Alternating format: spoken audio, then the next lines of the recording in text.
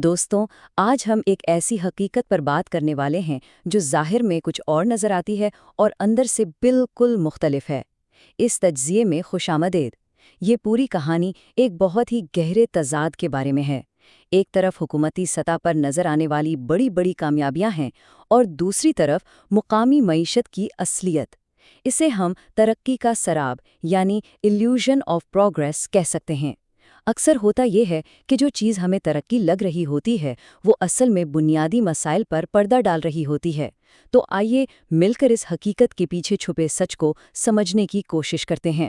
یہاں سب سے بنیادی سوال یہ پیدا ہوتا ہے، کیا سفارتی کامیابیاں یعنی فارن پالیسی ونز ایک ڈھستی ہوئی معیشت کو واقعی بچا سکتی ہیں؟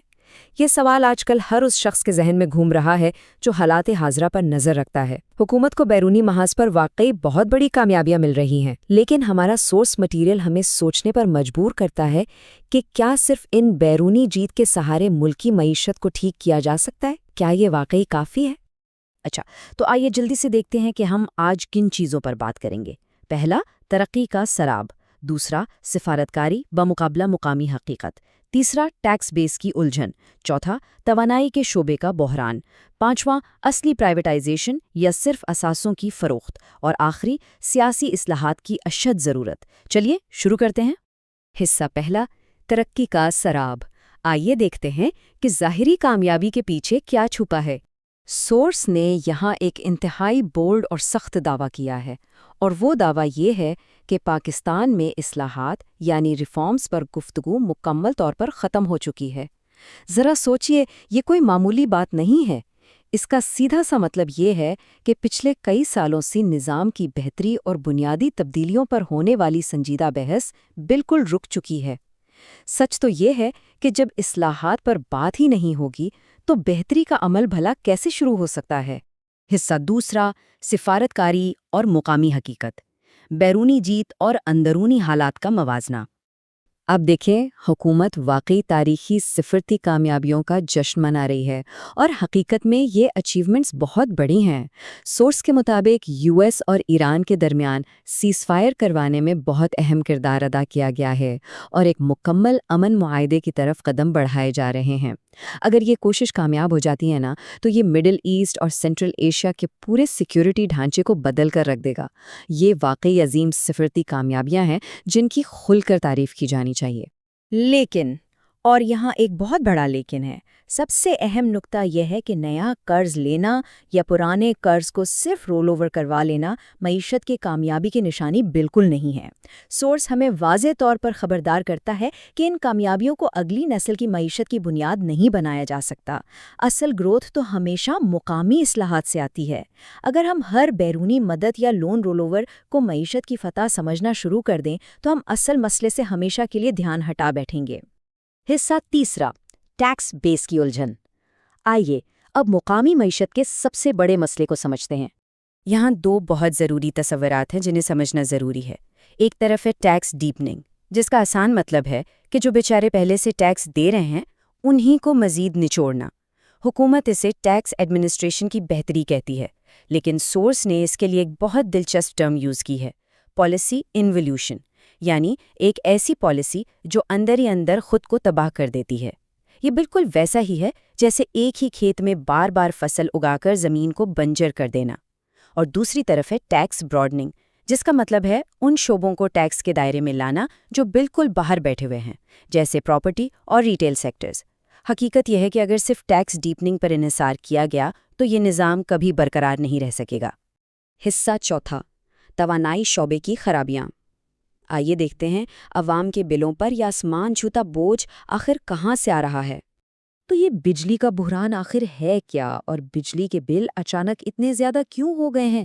یہاں سنگل بائر ماڈل کا ذکر آتا ہے۔ اب یہ کیا بلا ہے؟ آسان لفظوں میں، اس ماڈل کے تحت ریاست بجلی پیدا کرنے والوں سے بجلی خریدنے والی واحد بائر ہوتی ہے۔ اب چاہے گرڈ کو اس بجلی کی ضرورت ہو یا نہ ہو، ریاست تمام رسکس، فیول کی قیمتیں اور کیپیسٹی پیمنٹس اپنے سر لے لیتی ہے۔ یہ ماڈل مارکیٹ کے سگنلز کو مکمل طور پر نظر انداز کر دیتا ہے اور اسٹیٹ کو ایسی بجلی کے پیسے دینے پر مجبور کرتا ہے جو شاید استعمال ہی نہیں ہو رہی۔ اور یہ بات اس کوٹ سے کتنی خوبصورتی سے واضح ہوتی ہے۔ حالات کچھ ایسے ہو چکے ہیں کہ ہم نے نااہلی کو مرکزی حیثیت دے دی ہے۔ اس انرجی مونوپلی کا نتیجہ یہ نکلا ہے کہ پروڈیوسرز کو بہتر یا سستی بجلی پیدا کرنے کی کوئی ٹینشن ہی نہیں ہوتی، کیونکہ اسٹیٹ نے تو ان کا منافع پہلے سے گارنٹی کر رکھا ہے۔ یہ دراصل پبلک سیکٹر کی انیفیشنسی اور پرائیویٹ سیکٹر کی لاگت کا ایک بدترین مجموعہ ہے۔ یہ ایک ایسی ڈارک کامیڈی بن چکی ہے جس میں ہنسا بھی نہیں جا سکتا، کیونکہ ٹکٹ کے پیسے عوام کی جیب سے کٹ رہے ہیں۔ اور اس سب کا نتیجہ کیا نکلتا ہے؟ عوام کو مسلسل پاور ٹیرف ہائیکس یعنی بجلی مہنگی ہونے کا سامنا کرنا پڑتا ہے۔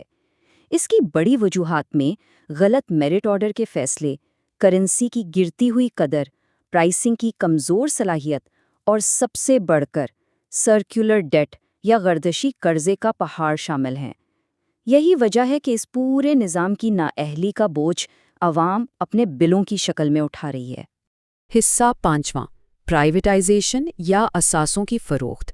کیا واقعی مسئلے حل ہو رہے ہیں یا صرف ان سے جان چھڑائی جا رہی ہے؟ یہاں ایک بہت اہم فرق سمجھنا ہوگا۔ عصری پرائیویٹائزیشن اور صرف اثاثوں کی فروخت یعنی ایسٹ لیکویڈیشن کے درمیان۔ جب حکومت ڈسٹریبیوشن کمپنیز کو بیچنے کی بات کرتی ہے تو یہ صرف اثاثوں کو بیچ کر کیش جمع کرنے اور ایک درد سر سے جان چھڑانے والی بات ہے۔ یہ سسٹم کو ٹھیک کرنا نہیں ہے۔ یہ بالکل ویسا ہی ہے کہ گاڑی کا انجن خراب ہو اور اسے ٹھیک کروانے کے بجائے گاڑی کے ٹائر بیچ کر گزارا کیا جائے۔ جب تک انڈرلائنگ مارکیٹ میکینکس اور بنیادی ڈھانچے کو ٹھیک نہیں کیا جاتا، صرف پبلک سے پرائیویٹ سیکٹر میں بوجھ شفٹ کر دینا کسی بھی طرح کی اصلاحات نہیں کہلاتا۔ حصہ 4 اور آخری، سیاسی اصلاحات کی ضرورت۔ آئیے دیکھتے ہیں کہ مسئلے کا اصل حل کہاں چھپا ہے۔ اکثر ایک دلیل دی جاتی ہے کہ پارلیمنٹ کی بحث اور شور شرابہ ترقی میں رکاوٹ ہے اور بس کسی بھی طرح سٹیبلٹی آنی چاہیے۔ لیکن سورس اس رویے کو انتہائی خطرناک قرار دیتا ہے۔ کیوں؟ کیونکہ جمہوریت ناکامی سے نمٹنے اور راستہ درست کرنے کا ہی تو ایک نظام ہے۔ اگر ہم اس جمہوری عمل کو ہی کمزور کر دیں گے تو ہم آگے چل کر بد انتظامی کو روکنے والے اہم ہتھیاروں سے محروم ہو جائیں گے۔ وہ جو میسی سیاسی بحث ہوتی ہے نا، وہ اصل میں ایک سیفٹی ویلو کا کام کرتی ہے۔ حقیقت یہ ہے کہ اصل اصلاحات ہمیشہ سیاسی ہوتی ہیں۔ اس کے لیے کسی بھی بڑی تبدیلی پر اتفاق رائے یعنی کنسنسس پیدا کرنا پڑتا ہے۔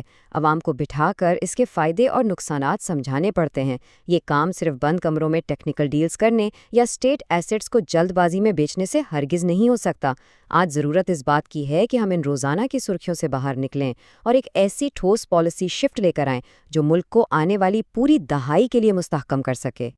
تو آخر میں ایک بہت ہی چپتا ہوا سوال، ملک آخر کب تک اس جوئے پر چل سکتا ہے کہ ہم ٹو بگ ٹو فیل ہیں، یا ہماری جیو پولیٹیکل اہمیت اتنی زیادہ ہے کہ دنیا ہمیں کبھی گرنے نہیں دے گی؟ ہاں، سفارتی کامیابیاں بالکل وقت فراہم کرتی ہیں، لیکن ڈر لگتا ہے کہ کہیں یہ قیمتی وقت ترقی کے سراب میں ضائع نہ ہو جائے۔